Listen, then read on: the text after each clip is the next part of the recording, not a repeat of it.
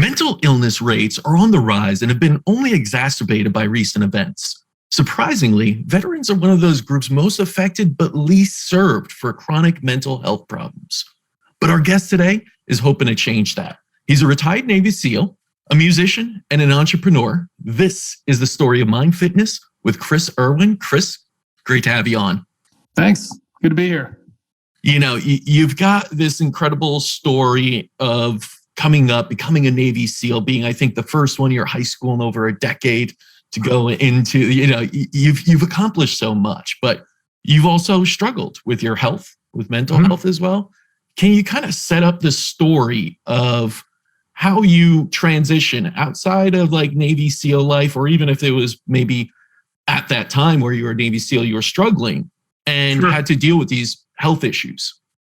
So for me, it started, I spent 14 years on active duty. And as I was getting off of active duty in 2011, I had a lot of kind of survivor's guilt, I guess. And that sort of, just that kind of feeling of, I had friends that had been killed in combat and in training and other places, and feeling like, that it didn't really make sense why I was still around and had all my body parts and like was fine, presumably. And that had happened to these other guys who I kind of thought were better than me in a lot of ways, and that just kind of led to this feeling of, I think a lot of times mental health problems, so to speak, they sort of snowball. So what can start small kind of builds on itself and becomes worse the next day, and a little worse and a little worse. It's a lot like chronic physical illness as well. And so for me, that kind of evolved into this feeling like, well, something must be wrong with me, right? Like I must have some kind of condition that's a disease or something like that, that's going to take me out. And so I started kind of looking for it, I think unconsciously in some ways, but I would zero in on various sensations that I would have in my body, tingling, whatever. It's stuff that I think most people feel, but just don't think anything of it. And rightfully so. They just kind of gaff it off as like, whatever, I would kind of say, well, that's the beginning of some dreaded, yet to be determined fatal condition. And as you know, and I didn't know at the time, if you do that, it will make it worse, because what you're doing is you are ramping up your limbic system and basically telling your body that it's in danger. And those danger signals will then make those sensations worse, because you think they're symptoms of something. And then everything gets worse, right? Like your fear gets worse, and then the symptoms get worse. I should say sensations. They're not symptoms really of anything. And that's what happened to me. And I just became a sort of a basket case. I would like just be dizzy all the time and super tired, and didn't know what was wrong with me, and just kept looking for a physical problem, like having the doctors run tests on me and blood work and everything. And they're like, look, you're fine. Like there's nothing wrong with you. And I was like, it's got to be something. And that kind of went on for a while, even post, like I got out of the military, and I was kind of a waste. Like I couldn't function very well. It leads to a lot of brain fog, and you become kind of a recluse. But I guess I had enough wherewithal to figure out that eventually I came across this guy, Charles Linden, who has this thing called the Linden method. And it's about anxiety, and it's about this exact scenario. And I read his story, and I was just struck by like, wow, I had no idea that you could just sort of do this to your body through your mind, basically, like how bad you could make yourself feel physically just through what you were thinking, essentially. And that was a real revelation for me. So I kind of did his method, and I eventually kind of got my way out of it. Like, it wasn't perfect, but I realized, okay, I finally came to terms with, there's probably nothing actually physically wrong with you that's causing these things at the time.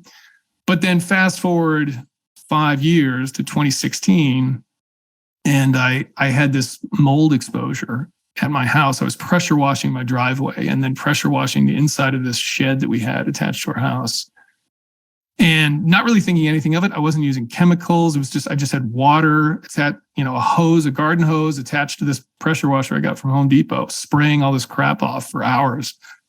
And I didn't think anything of it. I'm just cleaning stuff, right? And it's just the next day I felt so weird. It was like, I mean, it's very hard to describe to people that have never had chronic illness what it's like to feel that way. And I tell like my wife, I wish sometimes that I could give somebody who's got their health, give them a day of like what it feels like to have an ongoing chronic illness and be like, you try to function feeling this way. And so, but I didn't know what was going on. It was like, I just couldn't focus on it. It just felt so strange. It was like someone had just poured cement into my head. But I was like, I didn't think anything really severe at the time. I just kind of went home and took a nap, but then it just never went away. And I would have all these other weird symptoms. I would have these lightning bolt sensations going through my head and tremors. And I mean, like times where I was just on the couch all weekend. And so I went to the doctor. Well, first I should say, I was like, well, maybe this is all that sort of anxiety stuff rearing its ugly head, right? But I realized that I wasn't really worrying about that stuff anymore. And I tried some of those methods and it didn't kind of work. And it was just a little bit different. So I did what everybody in chronic illness does. I went to the regular doctor and they had no clue what was wrong with me. And they ran sort of standard blood work and they're like, well, nothing's wrong. And then I went down the path that everybody else goes down, which is you try all this alternative stuff and you get really out there because like you either give up or you try something. And I always tell people that when I think some people disparage alternative treatments, whatever you want to call it, and denigrate that. And I go, and I sort of feel like, well, what do you want me to do? Because conventional medicine just threw up their hands and said, sorry, we got nothing for you. So what do you want me to do? Right? Like they gave up. This isn't House MD where I will find the solution to this problem, right? Anyway, that's a kind of a long-winded answer there. But I will say, I think 5 years after the fact, 7 years after the fact at this point, I think what I realized too is that it wasn't just I had this mental problem and then this physical problem. They really were combined. Like there was certainly stuff that was priming me for this collapse way before that mold exposure, right? That was a trigger, but it's not the sole source. I mean, as you know, that's another big sort of misconception in the, I think in just medicine in general, is you hear it all the time. It's like, we're trying to find the cause. You hear that all the time. Like, we don't know what the cause of cancer is. It's like, well, that's because there isn't a cause, guys. Like your thinking is wrong on this. It's multiple causes. And so you can't think of it that way. And I have people say that to me all the time. Did they ever figure out what was wrong with you? I'm like, well, you're not really asking the right question. Mm-hmm. It's like there's tons of things wrong with me that all are adding up to this problem that need to be sort of peeled back and addressed, one at a time. We get really fixated on the cause and the cure, as if it's like a one-on-one thing. It's like, it was that one thing and you did this one thing to cure yourself. Yeah. Never. We don't do that. And it's interesting, Chris, because we don't do that in life, right? It's like, what's the one thing that made you successful? No one could do that because they're like, well, there was 1,000 little things from, when I was born to this, to every little thing that led up to where I am right now. And there is not one thing in success in life. And it's definitely not like that in health. Now, excuse me, mold is really tricky. I'm actually speaking as someone right now that went through Lyme treatment with us, did very well, and recently moved down to Florida, was exposed to mold and saying these symptoms are like nothing I've ever had before. I was in the depths of chronic Lyme and it wasn't like this. My mind wasn't playing tricks on me this bad, even with neurological Lyme disease for a number of years.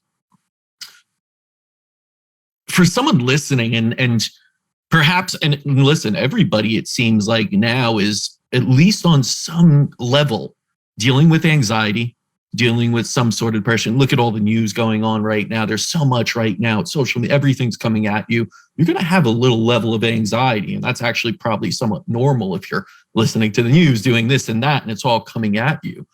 And then you start to have these symptoms, not asking for the words of it, but what made you kind of come to that connection of the mold and move past? You did those extra pieces to try and say it's not anxiety, but your own conventional doctors were like, there's nothing wrong. Right. Did that take some real confidence in your ability to say, this is not that anxiety, this is something else? Well, I think at the time I thought that. I think in retrospect, it's not that it was the anxiety or wasn't. It was, but that was still a piece of it. Like, because as you spend longer in a chronic illness state, you lose hope and you think you're dying and stuff like that. So that stuff definitely played into it. And that's the content that I put out is kind of all about that piece of it, right? I can't sit here and recommend treatments that people can go do, like are available at your center. What I can do is try to help people with their mental approach to things. And I think that our current state of the world is so disempowering in that aspect. And it's like, it's the one thing that you can affect all the time on your own. You don't need anybody else to do it. And the message to people is the exact opposite. It is, we always say that, like, oh man, someone commits suicide, right? Dies by suicide. And it's always like, oh, I wish we'd known, we could have gotten them help or something. And I'm like, yeah, maybe. But what would have been better is if that person had actually had the tools in place to be able to deal with it themselves, right? Like, it's just like physical training. I do a lot of likening to physical training. It's like working out and being in shape prepares you for when life throws a physical challenge at you and you're able to deal with it, right? And it might be a life-saving scenario, right? Like, I don't know, a burning building that you have to like pick somebody up and run out of. If you can't do that physically, that's potentially the end of your life, right? But we don't think of mental things that way at all. And if you can train yourself, then when the darkness comes in, you can handle it better, right? Like you can analyze it for what it is, and you can have all these tools, the same exact idea, be able to deal with that. So anyway, getting back to kind of the mold thing, and it's the mold is so interesting because it's, again, one of these things I had no idea that was a thing. Mm-hmm. If someone had, even when it happened, I still didn't know what had happened. I was like, what? But the only thing I could figure out was like, okay, I felt fine this day, and the next day I didn't. So what happened in between those 2 days? And it was like, I did this thing, right? Or I spent a lot of time doing this thing, which was not something I'd ever done before. So I was like, it's got to be something that. And I did what a lot of people do. Again, once the doctors give you I don't know, and start Googling stuff, right? And I just came across all this mold stuff. And I was like, I think I have mold toxicity, right? And just like Shoemaker protocol and all of that kind of stuff. I think, again, in retrospect, that was a piece of it. That was a trigger. And it's a thing that needs to be dealt with in some form or fashion. But it wasn't everything, because I did all that Shoemaker stuff. And then I was still like, I still don't feel better. Like, what, I'm so hopeful for taking a bunch of cholestyramine for 6 months. And that was like, once I got that, and I had to do a lot of convincing, I had to like go track it down, convince my doctor to prescribe this stuff, even though I didn't have like cholesterol problems. Mm-hmm. Right. And then it was like finally I got it. I got the solution here. And then after like a year of chugging this cholestyramine crap every day, it was like, I'm not better. I don't like what's going on here. So, and it's not to say it didn't work either, right? Like it probably did. It probably did its job. The problem was, again, that was just one piece. It's the trigger. It's the final piece. I liken there's people that like have this like barrel analogy of a human being where it's like, you can fill it up so much, and then at some point it's going to overflow, right? And that's sort of like all the toxicity and whatever, and that can be emotional, that can be mental. I use an analogy of the reason I don't necessarily like that analogy is because you can stop the overflow and then you're good, but like that doesn't really apply to the way chronic illness works. The way chronic illness works in my mind is more like a Jenga puzzle, right? Those like towers of blocks that game. And what happens is over time, you get various insults to your body or your psyche or whatever. And those are pieces that are coming out. And that can be mold, that can be anxiety problems, that can be emotional trauma as a child, that can be Lyme disease. And then at some point, the last piece gets pulled out and the system crashes, right? The thing falls over. And typically the way you would think of this in medicine would be, okay, it was mold, right? We put that block back up. And he's like, why aren't we fixed? It's like, because all the other pieces are still on the floor. You have to build everything back up. You literally have to put the entire structure back together piece by piece. And it's not a one solution, right? And until you do that, it's literally like piece by piece. You got to do this. You got to do this. You just got to keep chipping away at it.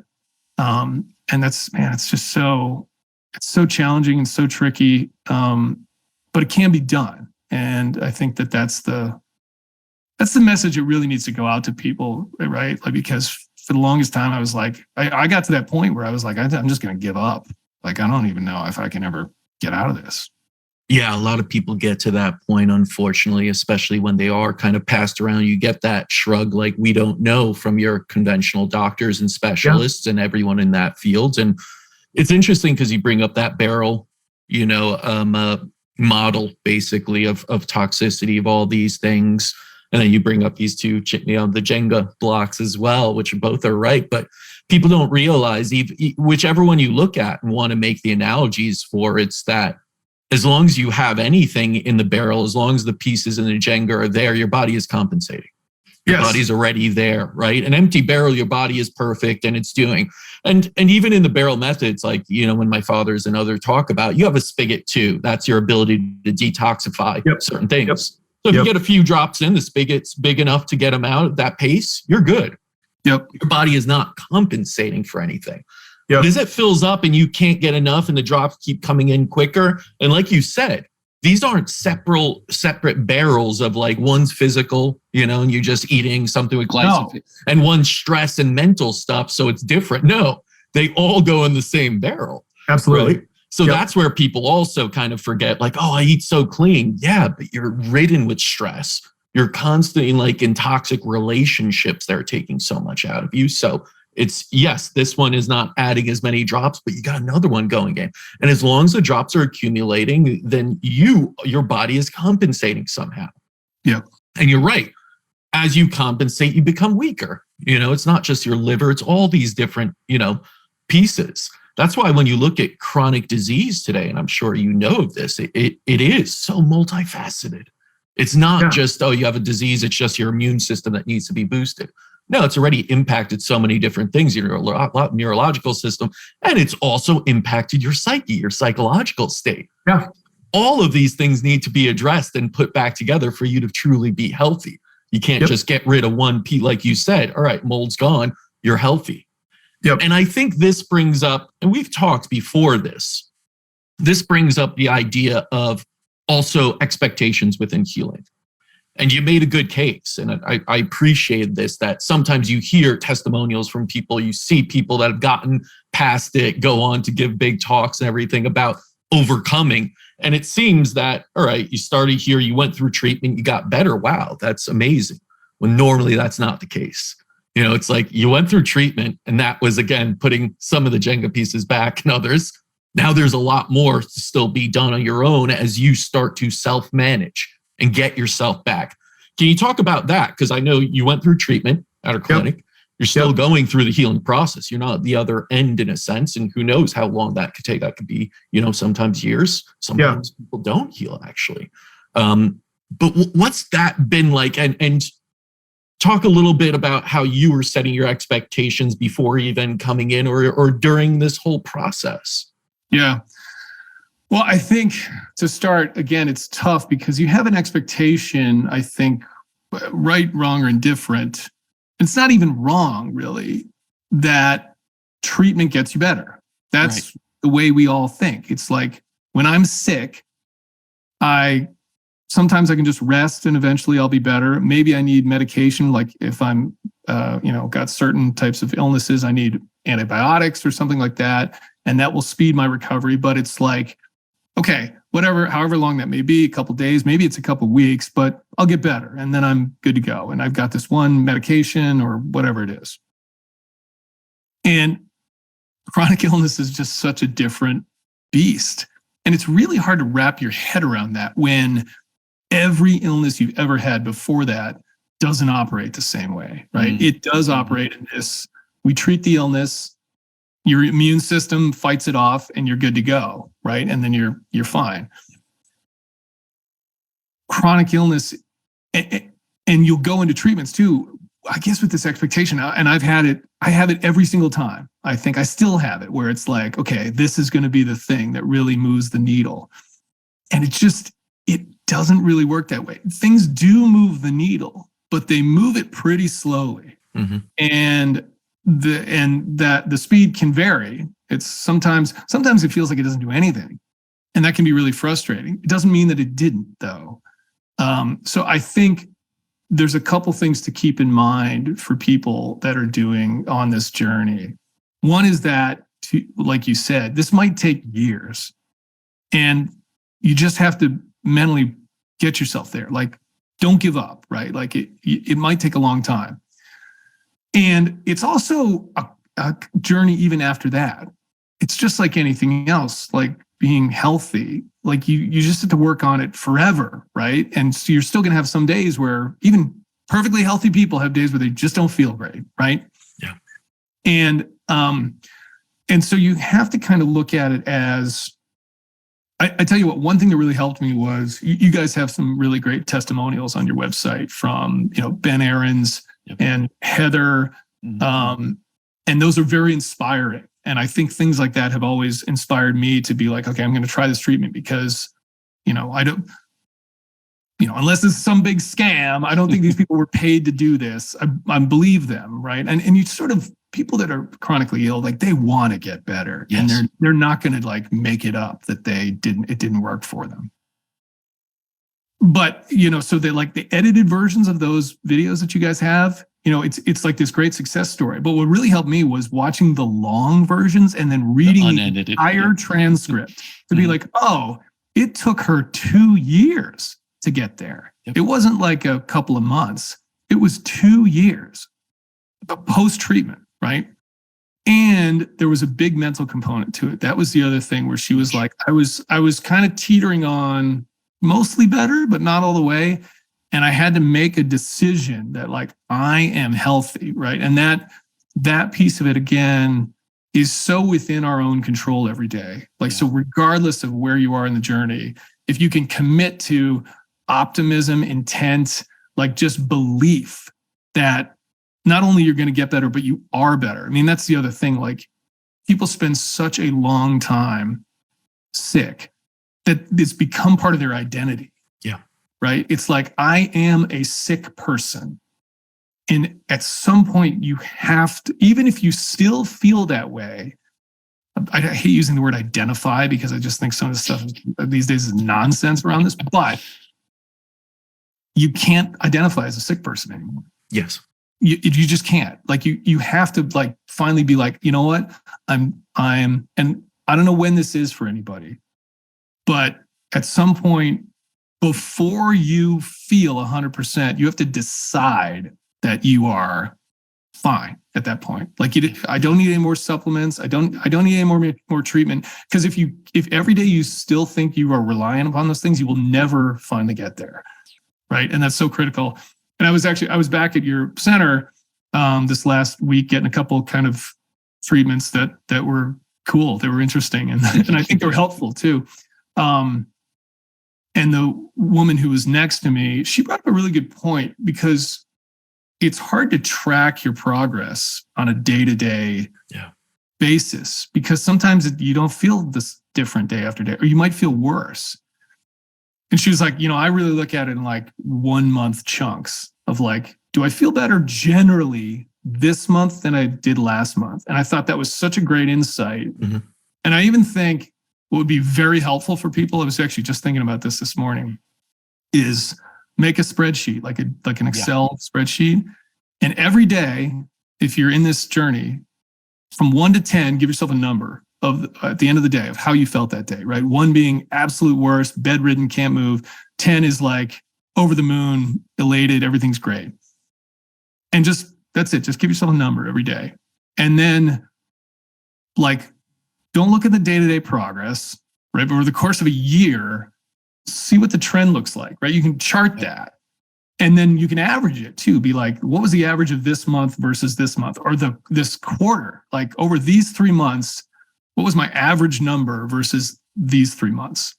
Because I think that's where you see the progress. You go from a 4 to a 5 or 5.5. And that's progress. And it's tough. It's frustrating because you're like, you want to get there a lot faster, but you have to celebrate that and be like, you know what? I actually do feel better by and large, right? And then I think that in turn helps on the days where you still like things will still go downhill for you on certain days for whatever reason. They shouldn't emotionally or mentally, psychologically hit you as hard, because you're like, okay, cool. It's like, remember, I'm trending up here. Yeah. The dip isn't as big of a deal, It's interesting because a lot of times I see people have short memories on the healing process, but long memories on like the trauma and like the bad things, right? Yeah, so you could literally ask someone when they start treatment, like, give me a number, like you said, and then you could ask them in 12 weeks and it'll be a bigger number, but they may have more problems that they're bringing up now and saying it's not working, right? So they're literally saying, I have improved, but it's this, and this now that I'm feeling, which of course that's part of the healing journey. Is you're always going to have some of those pieces that you're addressing and peeling back the layers of the onion. However, I completely agree with you that if you're not tracking this on a daily basis, even like week, whatever it may be, tracking it, and you're not taking a macrocosmic view, you're literally looking from one day to the other. I got worse. I'm out. I'm tapping out now. That is not the right approach to this sort of healing. Yep. Unfortunately, too many people have been given this idea that medicine happens normally quite quickly. You have a problem, we give you a pill, you feel better within 20, not even 24 hours sometimes. Or we'll cut it out, and then in a few weeks, you'll feel like a different person after you heal up from that surgery. We'll just remove what we believe is the problem, right? When it's only a part of a problem and a symptom, really. So it gives people those weird expectations sometimes, not even weird, I should say, just not proper to what the healing process of your body is, and it makes it difficult. But it is one of those things that you want to be trending upwards. You want to be looking at it, and you don't want those like parabolic ones, like stock prices that go like parabolic up. What do? They usually crash right back down after that high, and that's not what you want. You want to be trending upwards over the years. But what was some of your you had that lady tell you that. What was some of your other good advice? Because I know so many people that have this, like, I just need to hear something as I'm going, and I'm feeling those downsides, and I'm not sure if it's working, and I'm losing faith, and all these things you're going to need within the healing process. What are some of the things that techniques, tips, advice, anything that kept you and is keeping you to continue on the healing and not give up? Yep.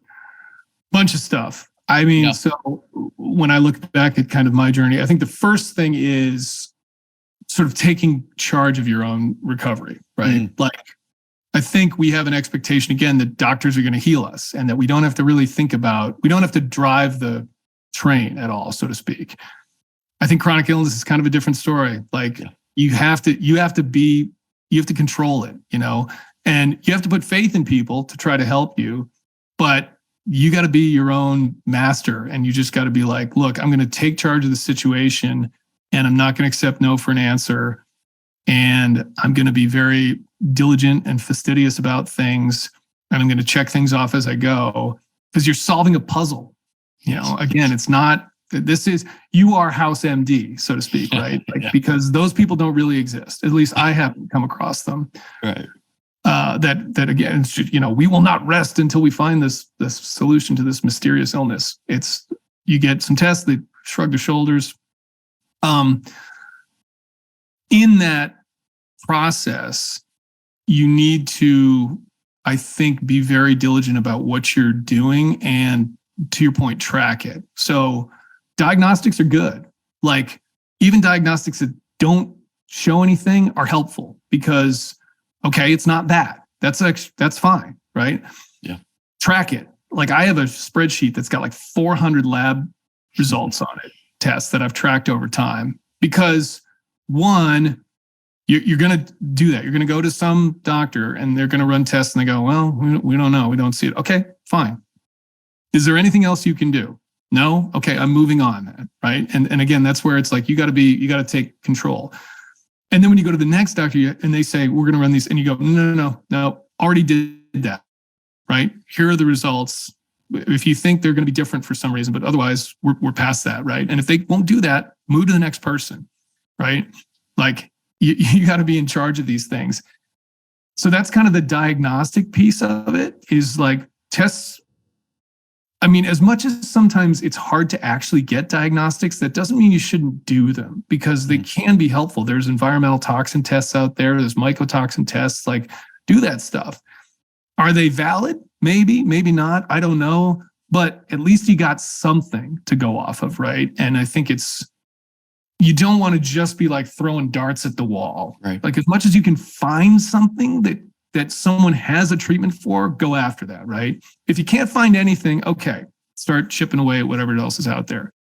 So then on the treatment side, I think there's a lot of stuff out there, and there's things that people will say is crazy or is just, dangerous even.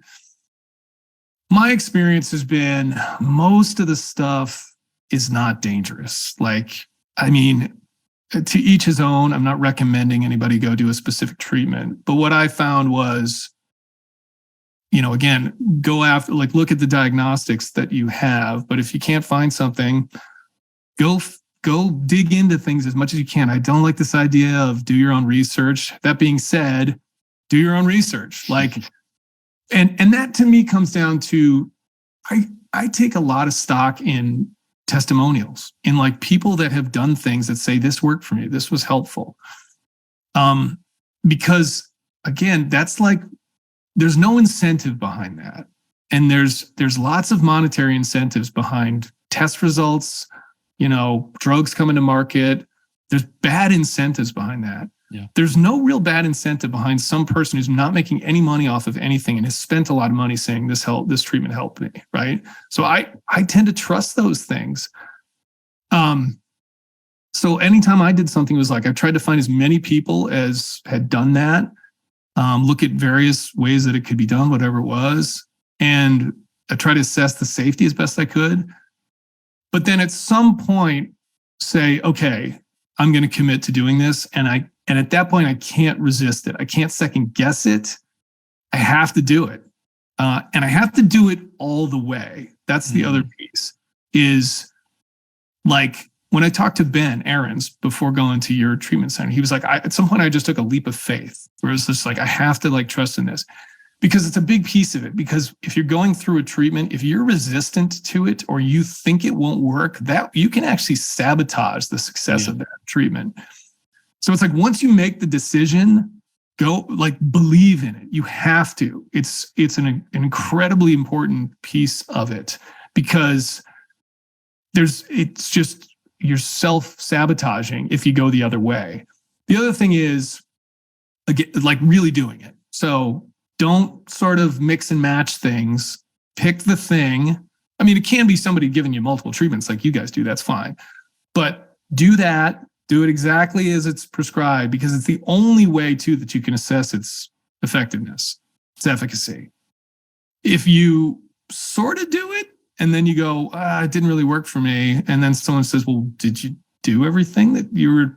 And they go, well, not really. It's like, well, So to me, it's those things. It is, again, sort of take control of your healing, especially the mental aspect of it. Like you can really take control of that, right? And it's such a big piece of it too. Take control of that, and just you be like your own Sherlock Holmes, right? And then when you make a decision, make a command decision and do it, and then assess the results, because that's the only way you can do it, right? And sometimes, look, treatments that don't work. Oh, there's another piece of this. Just because it didn't work for somebody else doesn't mean it's going to work for you. Absolutely. And you can have on paper, theoretically, the exact same condition. And someone can say, you have neurological Lyme, whatever, ozone worked for this person, didn't work for this person. I don't know. That doesn't mean it didn't work for them. It's just, we're all different. We are snowflakes. We have unique aspects to us that might preclude or inhibit or help a certain treatment over another. And that's just the way it is. But that's okay. Like, you go through something and it's like it worked or it didn't work, or it worked a little bit, track that. And then if it didn't work, it's like, that's okay. Like, okay, that didn't work. On to the next thing, and that's all you can do. Yeah, it's a bit of my pet peeve about, people sharing their therapies. I think it's wonderful to share the information, share the stories. I don't think it's that smart to say, you got to do this because it worked for me, and to say, and people then do it and it doesn't work. And they're just completely, off put from everything, and said, I believed in you. How did it work for you if it doesn't work for me? I mean, that's the whole idea of personalized medicine. That's the idea, we can't rest on protocols or seeing each other as exactly the same, because we're totally not. Like you said, snowflakes, incredibly unique. What got us to a certain position of where we are is going to be so different. Even if all the diagnostics look the same, you have the same, diagnosis, and no, it's just not going to be that way. But unfortunately, a lot of people do rest on that. That's why, for me, understanding what you went through, that's nice to know what treatments you might have done that helped you, but it's not at all going to help anybody. It might open up their awareness to, oh, I've never heard of some type of therapies that I should look into. But understanding that you'd want to, again, go personalized off of that. Yeah. And that's the other thing I would say is, so the way I try to encapsulate all of that is one size fits none. That's kind of my statement there, right? And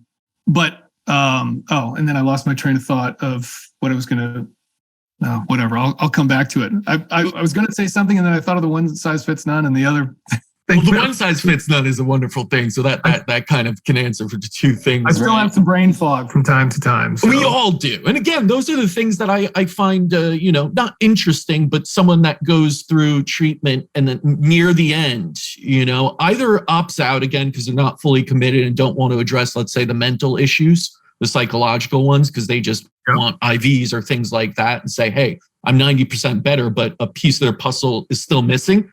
It's 90% there, but then they opt out. Or this idea near the end of, hey, I still have a little brain fog, or I'm tired some days that I don't sleep well. It's like everyone in the world, I think, has that too. I understand that we all want to be at our prime, but people without chronic disease have that on a big basis. Yep. And what's really important is your relationship to it, right? What is your relationship with that? Is it something that you think is the end of the world? Because if it is, you are just, again, sabotaging yourself, right? If you get to the point where you're just like, whatever, the less energy you give that, the less it will impact you over time. And that's a huge learning piece too. The more you resist whatever your condition is, the more it's a bully. Right? Yes. Your condition is a bully, and bullies like it when you fight back. Yes. And so the less you fight back, which is weird, I get it, but the more you can kind of accept things and almost like wrap your arms around it, the quicker you will heal. And that's a hard thing to get your mind around, but that's really the way you got to think about it. It's just, these things are bullies. And bullies give up when you just go, I don't care, do your worst, whatever. It's not fun for them anymore. Yeah. And that's a big piece. The other thing I now remember what I was going to say was just opening your aperture. Like you got to really have an open mind about what might work for you. Because it might be something that there are things I've done at this point that 5-10 years ago, I would have been like, are you kidding me? Really? No, like bullshit. That's not that. Now I'm like, okay, sure, let's try it. Yeah. Energy work, remote energy work, things like that, that I'm like, what? That now I'm like, okay, all right, why not? Right. But you got to reach that point of why not, in a sense. I think that's the point of openness. If you've gone through so much and it hasn't worked, like what would stop you from the why not, except maybe ego, closed-mindedness, kind of saying that I'm just a skeptic of that stuff, but nothing else has worked and you thought it might also. So let's just, start to get outside your comfort zone here, because that's usually where healing happens. Yeah. Yeah. Well, and again, it's one thing if you think it's dangerous, okay, like do some assessment. But if it's just weird where you're like, really? That's a thing that people do? That shouldn't preclude you from trying it, especially if you've tried other things that haven't worked for you. And the funny thing is, we usually start with the dangerous stuff. We start with the drugs that have tons of side effects, tons of toxicity to it. We start with the surgeries where he literally cut you open, like traumatic event to the body, to cut it, to pull things out of it, to, surgeries are not pretty. My father did surgeries before he went into this type, and he said a lot of times, it's not exact science either, and you're just ripping up tissue. And I'm amazed, actually, how often I hear people, not even chronically ill people, that will do things like gallbladder removal. And I'm like, and they're like, yeah, it's no big deal. It's an accessory organ. I'm like, is it? Really? I heard that. Like, it's an accessory organ. And I was like, well... there's a lot of things we don't know, guys. Like we sort of walk around with this assumption that we've got it all figured out with the human body. We're just filling in the details, but we understand pretty much everything. And I just don't think that that's true. And it's, the moment you remove something from your body permanently, I don't know, that's probably, there's downstream effects. Huge downstream effects. I mean, you look at what we do, when we cut out certain things that we say aren't necessary, with those, the tonsils, the appendix, right? Sometimes we have to, in a sense, but we should be doing everything to save those. The tonsils are so necessary for immune response. They basically catch everything, start producing antibodies before it becomes a systemic issue. So huge part of our immune system. And the appendix is a wonderful source for a microbiome. Literally is a patch there that helps feed so many people after they get removed start having gut issues for the rest of their life. Yeah. And so we should be looking at, hey, we have everything in here for a reason. Let's optimize it any way possible. And then if that doesn't work with all this kind of, out there stuff that we say is alternative, then let's go to cutting it out as a last resort. Absolutely. Then let's go to the, tough drugs as a last resort. And of course, I believe in those resorts, but let's push them to the end of the line. Let's use them in a different way. And on top of that, let's also not separate the mental side of things from the physical side of things. And that's something, you've definitely targeted on. What's been the thing that's really helped you from that side of it? Understanding health is everything. It's not, you're just looking at, but are there techniques? We talked a little bit about, how you improved yourself and mold toxicity. Are there things you're doing on a daily basis for your mental health now that you weren't doing before? Yeah, for sure. So to back up a little bit, all this sort of content I put out is this idea that, one, mental health is just like physical health. Yes. In the sense that we all get that physical health is a spectrum. It's not a yes, no thing. There aren't like healthy people and unhealthy people, and that's it. We're like in two boxes that you fall into one or the other. It's this continuum, and you're like, everyone's sprinkled along it. And that there's a lot of factors at play there. There's your exercise, there's your diet, there's how well you sleep, there's do you have some kind of acute illness at a given time, right? All of that plays into that. But we know that you can move yourself to the positive end of that spectrum if you do certain things over time. And you can also move yourself to the negative end of that spectrum if you don't do them or do other things or do self-destructive things. And that the process is slow as well. You don't jump from one. It's like you commit to eating better, exercising, sleeping well, all of that stuff. and you could be 100 pounds overweight and you run a marathon eventually, but it's not going to happen tomorrow. Yeah. You're going to chip away at it. But mental health, it's just a yes, no question. It's like, do you have mental health problems? Yes or no? But just check the box, right? And if it's yes, if it's no, okay, fine. You're one of the people that's just fine. Yeah. And if it's yes, well, let's get you in therapy. Maybe you need some SSRIs or whatever. And it's just not true. It's exactly the same scenario. It's a spectrum, right? Now, can you change your mental kind of, the way you feel in the moment? Yeah, you can, but you're more likely to do that more often the more sort of training you put behind it, mental training. And so for me, it was adopting that, realizing also too that those exist on one spectrum. It's not a mental health spectrum and a physical health. It's a whole health, whatever you want to call it, holistic health spectrum. Those things interplay with one another, right? They feed off of one another. But to me, so much of it goes back to, it is all ultimately about your mental health, because the only way you experience anything is mental construct, right? Like the way I feeling my body, anything I do is a mental construct. It's just happening here, right? Like I'm experiencing it. Look, I think I started with some basic meditation, which I'd never done before till probably my mid 40s, which is crazy to me. It's one of these things that it's been around forever. Yeah. Thousands of years, people have been meditating. And I never thought it was a thing that was necessary. And it was like something the hippy dippy people did, or it was an Eastern practice. So it was like, you got to sit lotus position in the corner and burn an incense stick. And I'm like, that's not me, right? Screw that.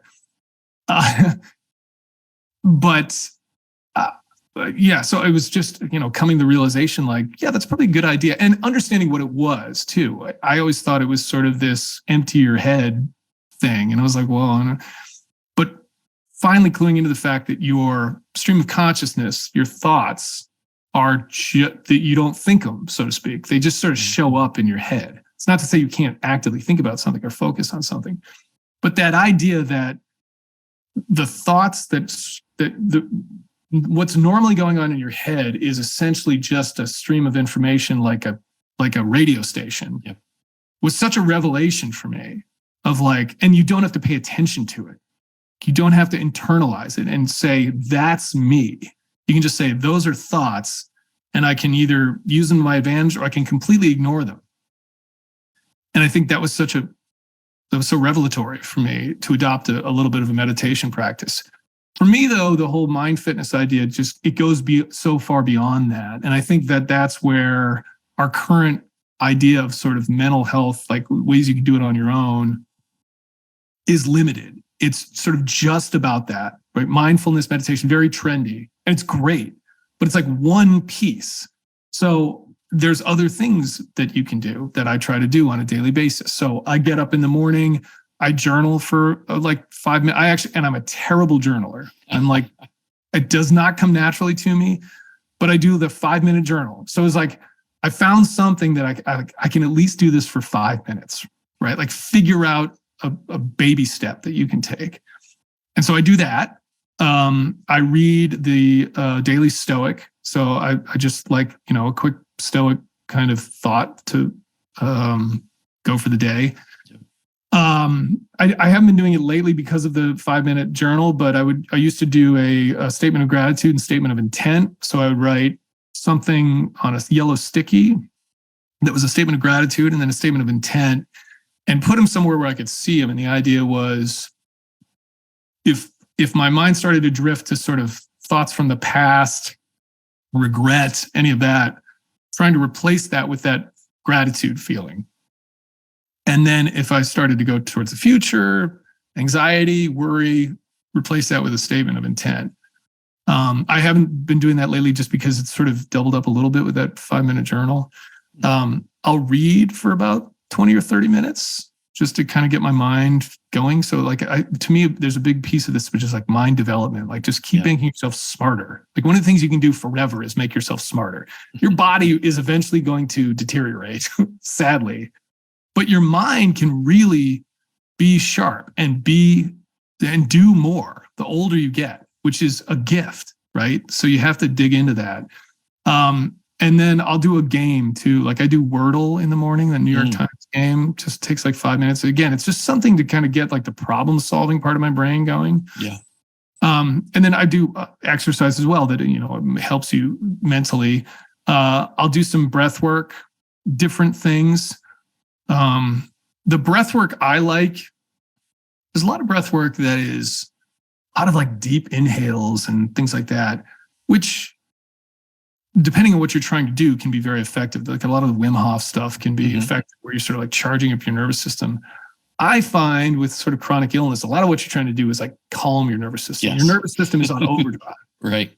And if you think about it, when you're calm, you're not breathing like no, that's not how you breathe when you're calm. So most of the breath work I do is literally trying to make my breath as quiet and as calm as possible.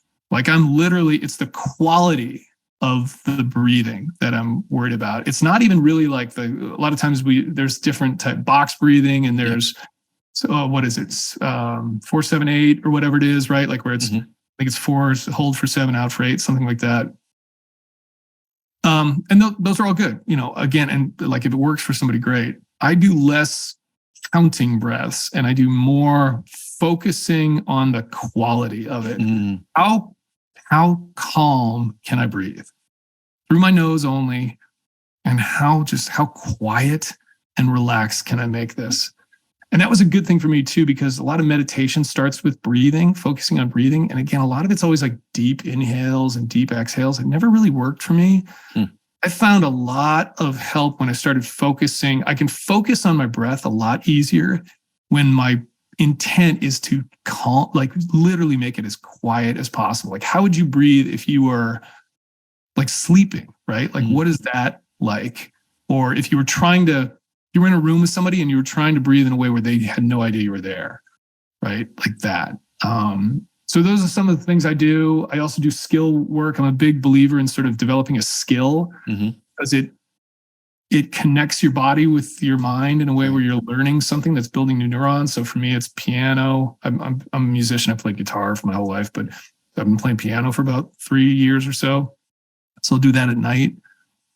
So yeah, I mean, those are some of the things that I've added to sort of the mental repertoire of exercises that I do. It's really interesting because, you're speaking the truth that a lot of people probably don't like journaling. They don't like this idea of sitting quietly, right? In the morning, it's usually like, all right, check your phone, get going. You're late for work. You got to like just run through. I've found that, the people that really are more committed to healing, find that morning ritual, whatever it is, and stick to it. In that sort of daily stoic, you must do this. This is your responsibility. Just get up and do those things and you will be rewarded the rest of the day for doing them. But I also find it really interesting that the technicalities don't matter as much as the quality to you. And I find that actually quite empowering to a lot of people because the like 4-7-8 and everything, like you're saying, you take all these different techniques you could do. Technically, you could do them, but are you focusing at all about the quality and about what your intuition is kind of telling you at the time? Your body knows what it wants. Forcing, a stronger inhale and exhale, which is more sympathetic nervous system activation, may not be for you. You could read all about it and have the technicalities and apply it. But it is more about what is the quality of what my body wants. And then, of course, the intention of, all right, this is healing for me now. What am I asking for? And like you said, most people have autonomic nervous system dysregulation where it is sympathetic. They're they're anxious, it's too much and they're burning out. They need to get the parasympathetic. So that is a slower breath. But, the numbers are nice. That'll guide you, but it really should be about the quality and tapping into what you feel. Yeah. And it's created for me a way of it's really helped my meditation because meditation is one of those things that a lot of people don't want to do it. It's like, it's boring. Super. And it made, for me, it created something that was legitimately interesting to focus on. And it went beyond, again, like, so you can sort of, a lot of times, again, the focus is on breath, but it's just like, just focus on your breathing. Yeah. Okay. What does that mean exactly? Right. So for me, it's giving something I'm trying to do with my breath that is not about counting or numbers at all. It's really done a good job of connecting, I think, my mind to my breathing consciously and being interested by that. Because what I'll do is for the first couple minutes is just analyze it. Like, where is it right now? Is it stilted? Is it smooth? Do I feel like I'm actually gasping for air? Sometimes that's true. I find myself, I'm like, wow, it's almost like I'm gasping for air here. And that's really helped me in even the meditative practice, because it gets me into the right mindset there of being legitimately interested in that, which is what you want. You want to be interested in sort of what's going on in here and get connected to that. There's another practice that I like to, I'll do it midday, not always, but sometimes if I'm feeling like that sort of sympathetic nervous system is ramped up, and that's either NSDR or Yoga Nidra, I find really effective, right? So NSDR is non-sleep deep rest. Andrew Huberman's got a thing on YouTube about that. Yoga Nidra is basically the same thing, but it's sort of body scanning where you're being calm, but you're actively trying to relax parts of your body, like one piece at a time. Your left big toe, and then your left middle toe, like boom, piece by piece by piece, going through your body for about 10 minutes, which I find really effective. I think that's a great practice too. Super calming. I know sometimes that's practice as you're trying to go to sleep, right? Staying in the now, doing that as well. Really good. And just really stilling the mind in a sense, because you got to think about it, like middle big toe. What does that feel like right now? Let's go there. It's a thing that I came up with on my own independently, like years and years ago, where when I was having trouble sleeping, I just was like, well, maybe my body's like too tense right now. So I'm trying to, it's funny. I didn't know it was a thing at all. I sort of made it up on my own. It's this exact practice basically where I would do exactly that. I'd be like, okay, let me focus on, I wouldn't go toe to toe, but it was like, let me focus on my calf and try to relax that as much as I possibly can. Literally get it to like sink into the bed. And it was incredibly effective. Because you can do it. It's like you don't even realize how much tension you're holding on to when you think you're relaxed. It's like conscious relaxation. Really effective. And that's the thing. It's once you start to apply these things, the mental techniques, it is somewhat painstaking, but not in the same way of going to the gym, right? You don't need to get up, go to a place, start lifting heavy weights, start sweating. There's some challenge to it, of course. Stilling the mind is not easy. Our monkey mind is always on, yelling things at us, telling us, this is stupid, let's get out of here. But to me, it's like, all right, you work out to have a great body, to have that health. Your mind needs it so much too. We need that mental capacity and something to work it out. I think we've gotten to a point where we've totally neglected it. And that's why you're seeing so many mental health issues.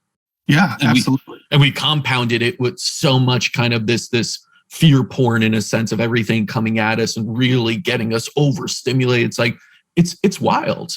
Yeah. And I know this is a big part of what you do in your work is talk about that mental health aspect. And let's really get into mental well-being. And you have a podcast, you got a company around like Rare Sense. Can you talk a little bit about that? Yeah, I mean, it's kind of all of this put together, right? So my thing was, I got to a point where I was at least on the road to healing, right? Where I'd sort of turned the corner. I'd hit the nadir of my sort of suffering, like almost the point where I'd killed myself. And I thought, maybe I should share some of this stuff, especially for veterans, because I just feel like there's so many other veterans that are in this same headspace because they've spent a long time in a very hyper vigilant state, right? Hyper arousal. And they're extremely gritty and work very hard. And now they're outside of the military, whatever. I mean, it can apply to kind of other professions as well, obviously, firefighters, first responders, or really anybody. And they're suffering in ways mentally and probably physically too, as either as a result or it's tied into it. And the only tool they really know is go harder. That's the message they get. Yeah. That's what made them good at their job. Suck it up, suffer in silence, just go harder, work out harder, get up earlier. And that's good. Like that can be a good message. We need that at times. That's again, that's what made us successful at our job for a very long time. But it's not the solution for everything. And I think we get this misconception that that's the answer. It's like, hey, you're suffering, you got massive anxiety problems, you're having panic attacks, or you have survivor's guilt, or you're super depressed, just go run 20 miles. Yeah. Okay. Like maybe that will work for you, but it's still not going to help you process any of the things you're dealing with. And it's not going to set you up for a way to truly deal with things when it goes south mentally, right? But that's the only thing a lot of people know. And that was the only thing I knew. And so there were just kind of all these lessons learned that I was like, I think this could help people, especially if I'm, instead of sort of like telling them what to do, I'm just sort of sharing what I did and really showing the vulnerable side of it, right? Not like, hey, look at what a kick-ass, thing I did or whatever. It's like, look at how this is how screwed up I was. And here's what I still deal with, right? Like this is me in a very open, honest way. And I got a lot of good feedback on that. And so I started writing a Substack that was kind of that stuff. It was just, here's what I deal with. Here's what I have dealt with. Here's some things to think about, and kind of mushed it all together into this mind fitness idea, which is, it is the idea of mind body fitness, right? Like kind of what you guys do as well. There's this holistically interconnected concept of like, this is a spectrum. It's all one. It's not one or the other, but very much led by our minds. And most people don't know how to train their minds at all. And it goes way beyond just mindfulness and trying to bring that into sort of like the common culture, primarily to help people like me, but it can expand to everybody, right? Because I just think it's such an important thing that we all have a mind, and like the fitness of our minds is absolutely paramount to our existence. And so if you can realize that and then sort of tap into your own training methodologies to keep yourself mentally fit, the rest of everything gets so much better. And I always liken it to physical fitness. You go to the gym every day so that the other 23 hours of the day are better, right? And so you feel better, look better, and it might be sort of painful for that 1 hour you're there, but it's so that the rest of your existence when you're not exercising is better.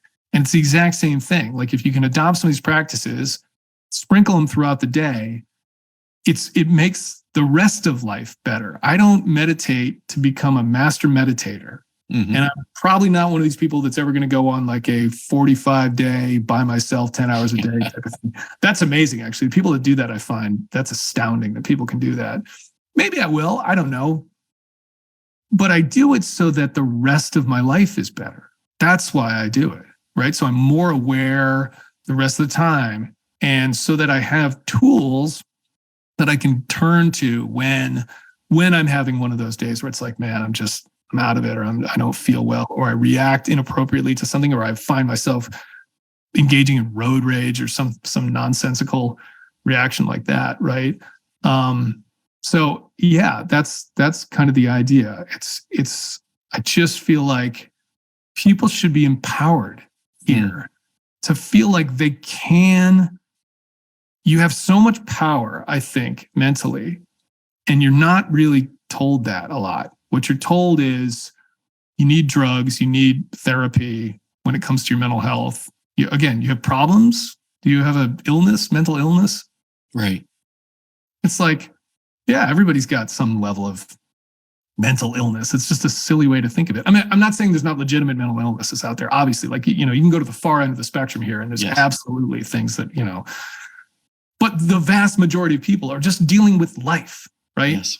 And we can deal with that. Like, and there's ways to deal with it. And if you just can realize that, like people could get so much better. Yeah. Knew that and believed it too, Well, I think it fosters a lot of compassion when you realize we're all dealing with our own shit out there. Of course. Like there is no one, even the people we think are like perfectly happy and, always talking positive, like they are dealing with shit too. Let's be honest. Everyone is.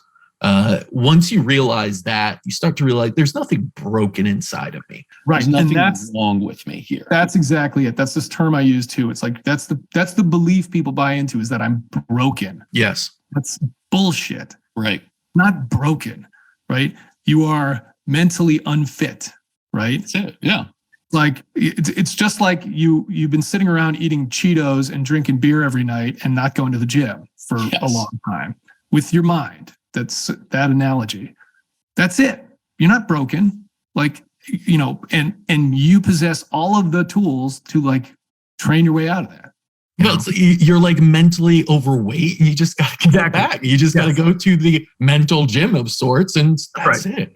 And it's really not that difficult once you do it on a daily basis and take it slow. Right. You will see that improvement as your mental well-being becomes stronger and stronger. So it's a slow process too. That's the other piece. Yep. It's just like that. It's like you're not going to do this once and be like, oh yeah, I meditated once and man, I feel so much better now. No, it's just like going to the gym. It might be a little worse for a little while, right? You're going to be like sore to some extent. Oh yeah. But it's like over time, you will see these improvements if you commit to this. Is that what you want to leave with like veterans and others, that idea? Listen, you're not broken, and you have all these things out there that can help and assist you. Let's all be in this together and kind of, get ourselves on the wellness path. Is that what you really want in this mission? Yeah, absolutely. Right. Like I want people to realize how much power that they have, realize they're not broken, realize they're not alone either. Yeah. To your point, like everybody deals with this kind of stuff. So that when you get to that, when the darkness, I call it like the darkness comes in. By the way, I realize the sunlight is like reflecting off. This actually is really cool. If you're watching a video, it's like you're going from light to darkness as you speak. And the sun is up. I have a glass desk and it's reflecting off of that. It's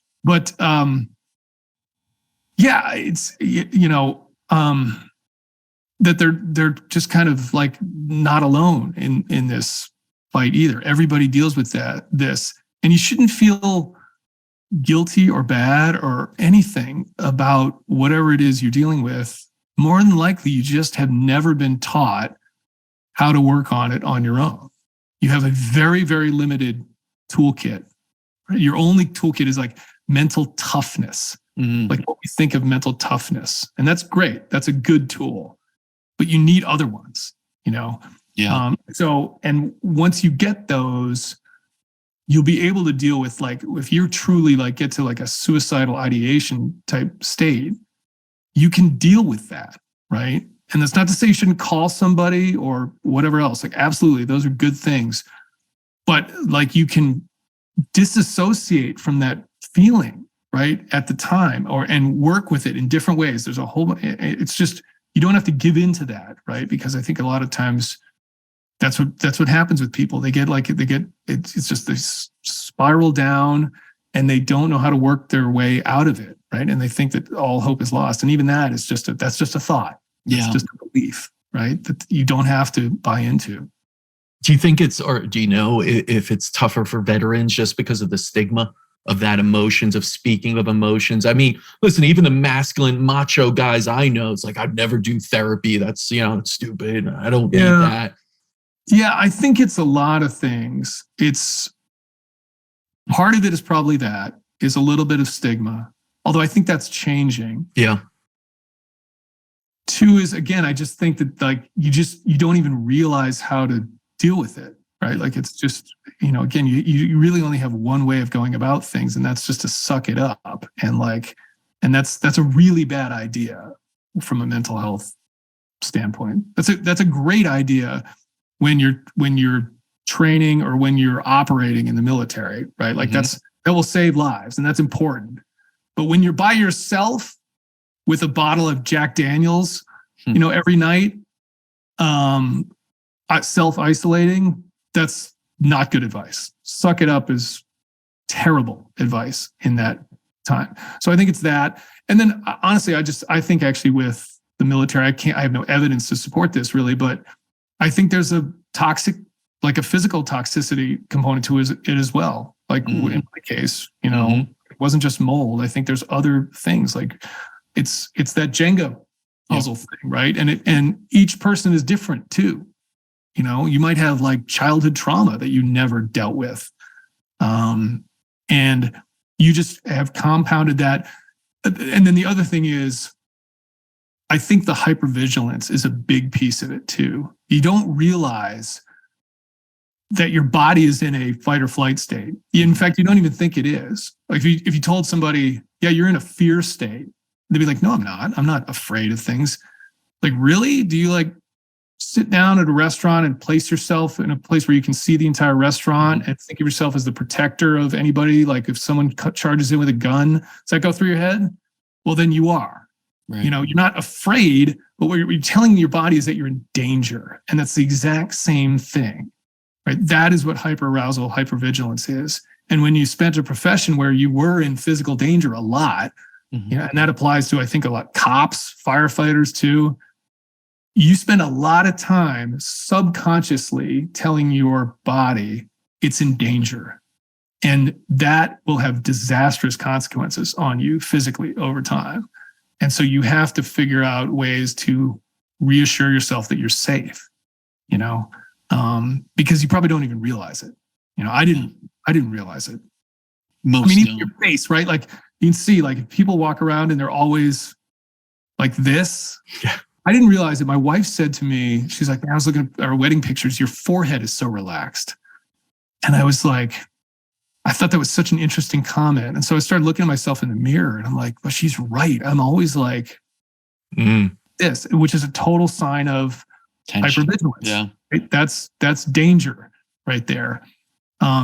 So I even do that. Like another practice I do is like I guess I call it like I don't know what I need a name for it, but like a facial recognition meditation where it's like I'm trying to feel my face and relax it as much as possible.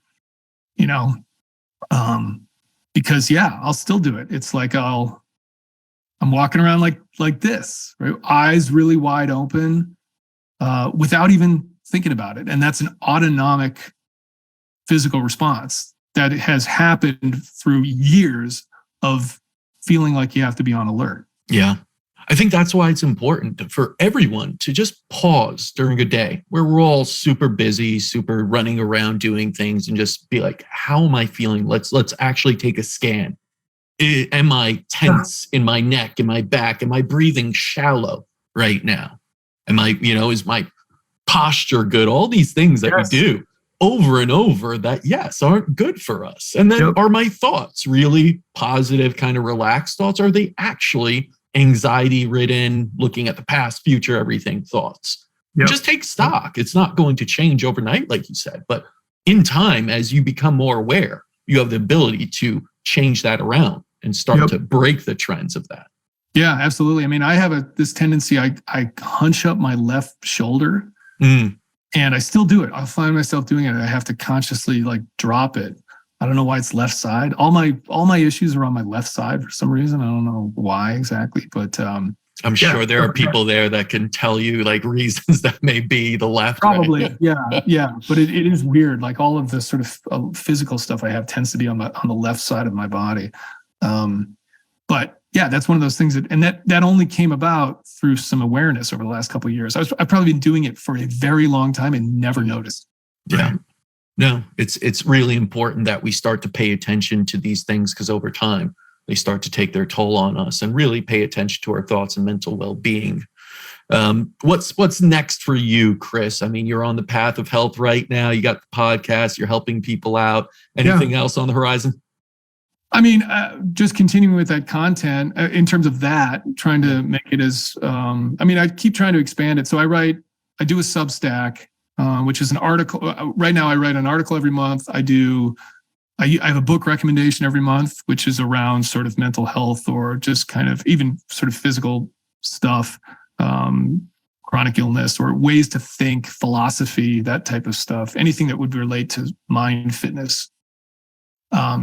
I keep trying to figure out ways to expand that, to get more content out there. I've got some ideas. I don't want to let them out of the bag yet, but because right now it's all free. Mm-hmm. So, I mean, at some point it'd be nice to have a subscription model to that, because it's always nice to monetize on things. It does cost me a lot. It's a lot of work. People don't realize that those free newsletters are never really free for you, meaning a lot of time. Yep. Now, all that being said, like I realize people are being subscription to death these days. And so I try to, it's one of those, it's a little bit of a yin yang, like, figuring out a way where it's not going to break somebody's bank, but at the same time, there is a lot of work that goes into it. So then the podcast is part of that too. I do like 1 to 2 podcasts a month. I'll put those on YouTube as well. They're on all the streaming platforms. I've got a challenge that's on the website. It's like a 20-day challenge of sort of beginner's mind fitness type things. And then I started, I released one yesterday. I started recording kind of like meditations that for people to use too, just my own things, because there's meditation apps out there. And those are good. A lot of them are great, but I have kind of things that I do that I think people might like to try. So we'll see. I don't know how far that thing can go, but I hope it helps people. Right now, like I said, most of it's totally free. So I encourage people to tap into it, check it out. What I've learned is you do these things a lot of times for other people. It's really therapeutic for yourself too. Oh, absolutely. Yeah. Right. Like I've realized that I started this podcast, a few years ago. I was really against it at first. And people were just like, yeah, just share it. And I was like, all right, I'll do it for everyone else. In the end, it was for me. It was for me to connect to certain people, get certain, ideas, and even hear things that I needed to hear and get things out. So I find it to be incredibly therapeutic also for that mental side of like, all right, a little fearful of this, like lean into it, become stronger that way, but also understand this is all part of the journey. Yeah. And for me, it's also encouraging other people to speak up as well. Yes. Right? Like whether it's other veterans or first responder, whoever, it doesn't really matter, but having them feel comfortable speaking up. And that's, and it doesn't need to be about, like for me, a big thing is like, I'm not really interested in talking about my active duty military time. I think that's protected information that shouldn't be public. That's my own choice. However, I think the veteran experience absolutely should be talked about. It's not military time. It's a totally different subject.